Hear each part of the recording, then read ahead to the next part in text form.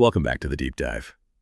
For our listeners who usually tune in for, breakdowns of personal finance and portfolio construction, today we are changing lanes completely. We are diving into business continuity and resilience, specifically how organizations safeguard their very existence against the catastrophic loss or illness of a critical owner or employee.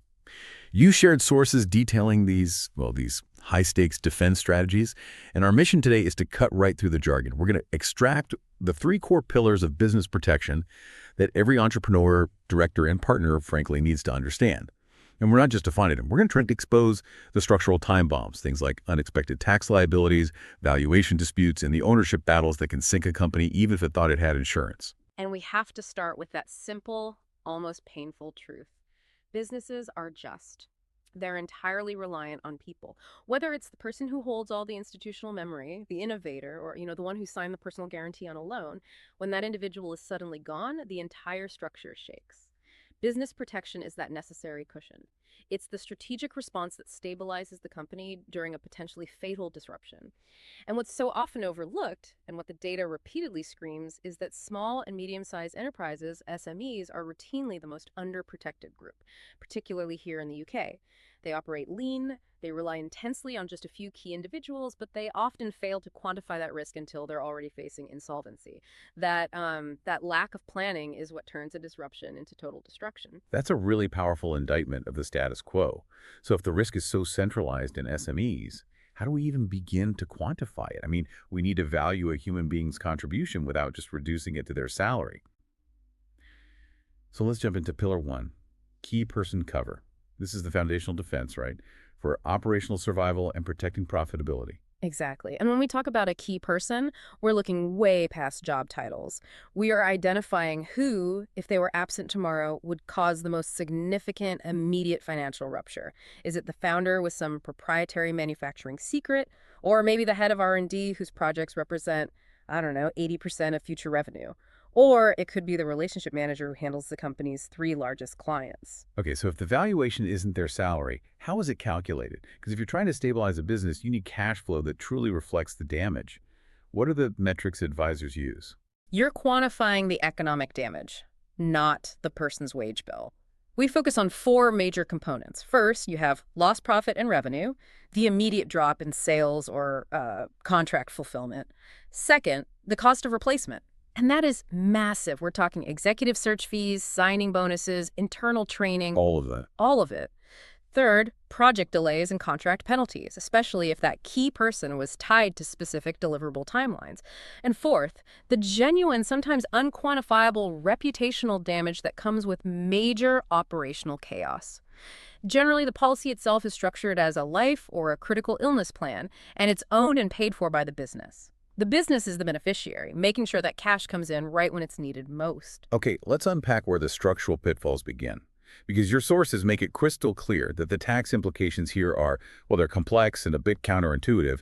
If the business is paying the premium to protect its own profitability, surely that expense is tax deductible. And this is the crucial moment where generic advice goes so wrong.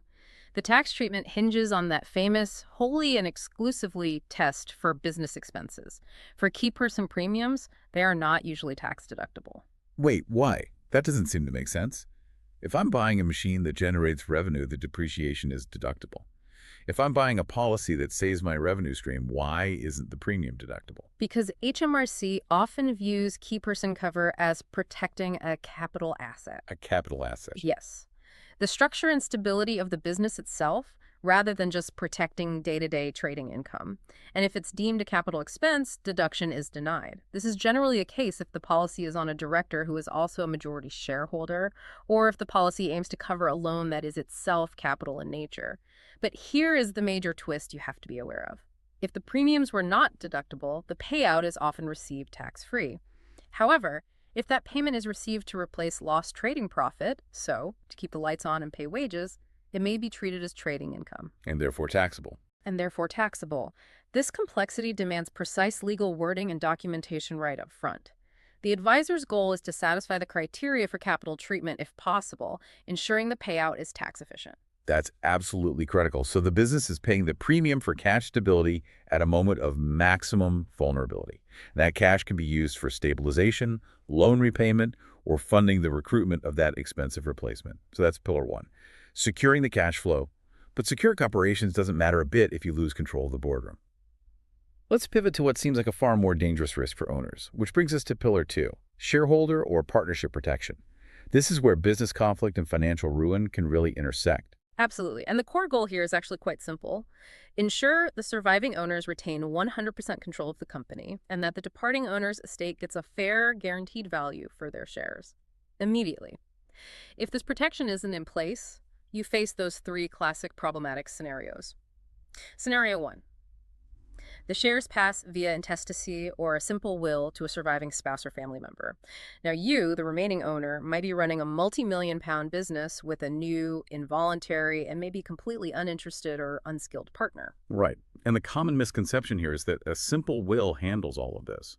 But the sources stress that a will only distributes assets. It doesn't compel a sale or set the price, does it? Precisely. A will does not prevent scenario two, where the family demands a wildly inflated price for the shares, a price you simply cannot afford to pay on the spot.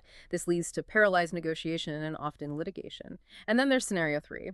A competitor or some hostile outside investor recognizes the vulnerability, approaches the bereaved family, and acquires a significant stake, shifting strategic control instantly. That's a nightmare. I mean, funding the purchase is one problem, but losing control to a hostile entity is company death by 1,000 cuts.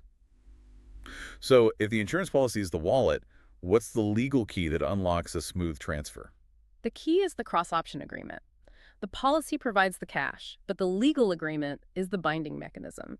It ensures that the surviving owners have the right to purchase the shares, and this is critical, the estate of the deceased owner is legally bound to sell those shares at a pre-agreed valuation. This legally locks the transfer down, avoiding those long negotiations or external interference.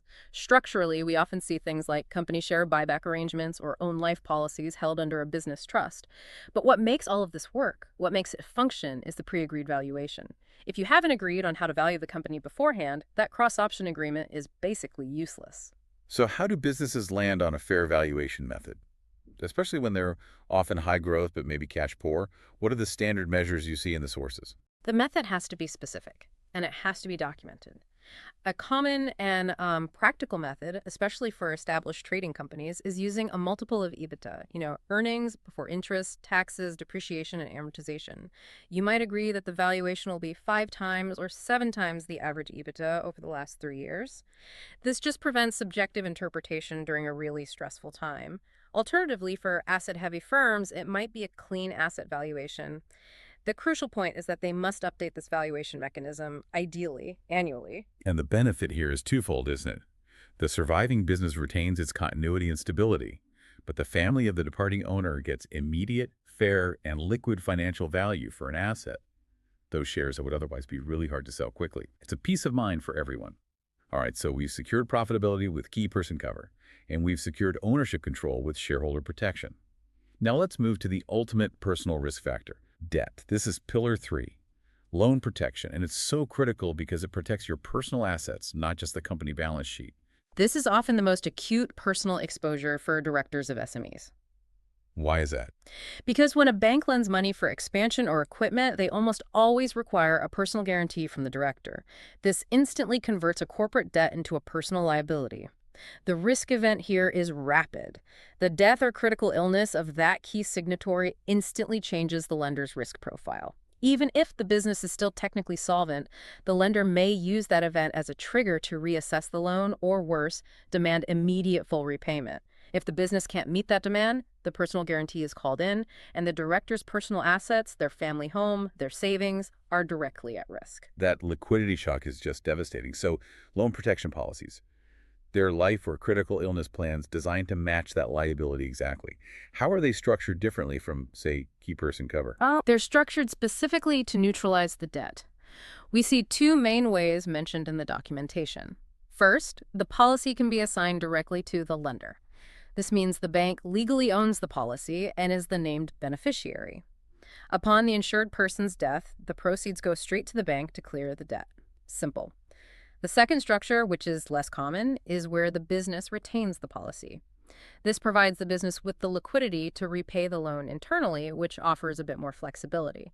But assignment to the lender is often preferred because it just gives the bank greater security and simplifies the whole process of debt cancellation, which is exactly what you want when you're dealing with these high-stress personal guarantees. And the due diligence here must be intense. The advisor has to match the policy terms to the loan terms exactly. The amount, the duration, whether the policy reduces over time to match a reducing loan balance. You just can't afford a gap. Absolutely. Reviewing the guarantee structure and the specific fine print of the loan agreement is the advisor's paramount responsibility. You have to ensure the policy covers the full outstanding liability and adheres to the precise conditions under which that guarantee can be called.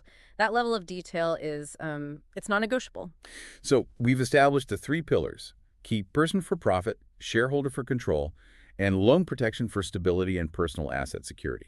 Let's finish by looking at the strategic view, the challenge of tax, and the art of communicating this essential value. Returning to taxation for a moment, we really can't stress this enough. The position is non-generic. For key person cover, if that wholly and exclusively test is in doubt, strict documentation is necessary.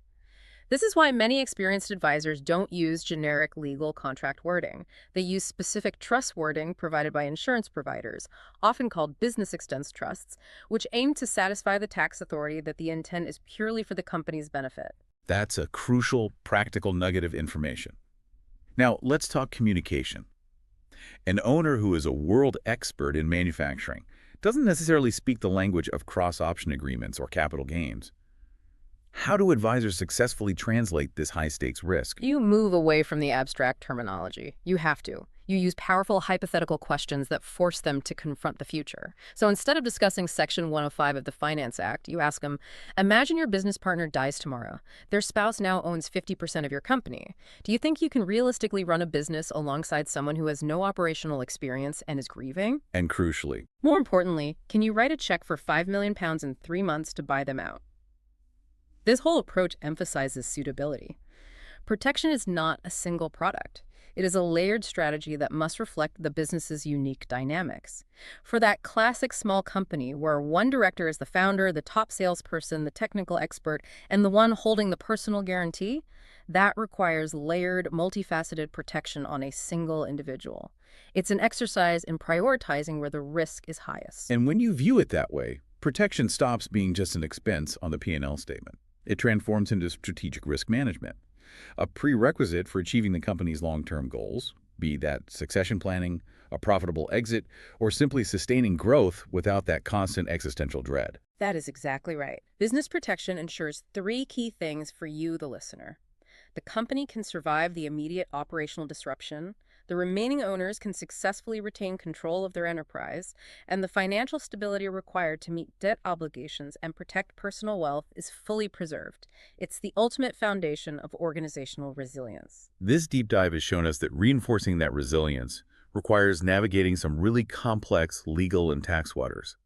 You now know the difference between operational risk, which is key person cover, and control risk shareholder protection. And you know how debt can turn corporate risk into acute personal vulnerability. So here's a final thought. If you were structuring a new venture today, knowing that lenders often require personal guarantees that put your own assets at stake, which of the 3 types of protection, key person, shareholder, or loan cover, would you prioritize first to protect your personal home? Something to think about as you move through your day.